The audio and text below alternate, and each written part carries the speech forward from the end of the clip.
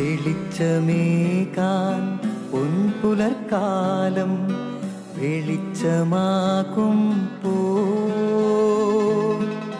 നുറുങ്ങുവെട്ടം പക്ഷിപരാഗം തെളിച്ചു കാട്ടുമ്പോ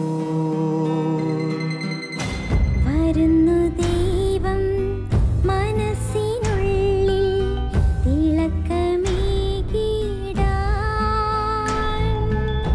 തരുന്നു ധ്യാന പ്രകാശമാർക്കും വിളക്ക് വയ്ക്കുമ്പോൾ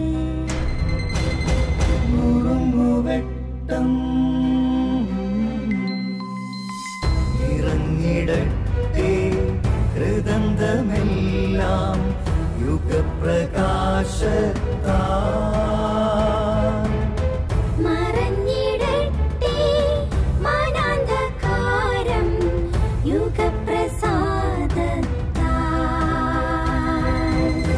നുറുങ്ങുവെട്ടം.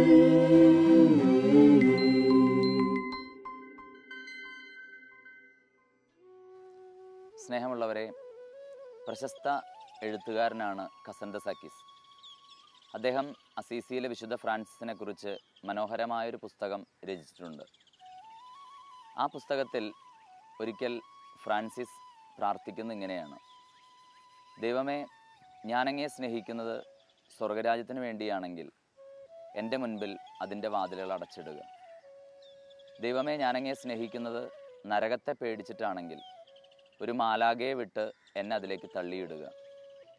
ഞാനങ്ങയെ സ്നേഹിക്കുന്നത് അങ്ങയോടുള്ള യഥാർത്ഥ സ്നേഹം മൂലമാണെങ്കിൽ അങ്ങ് എന്നെ സ്വീകരിക്കുക.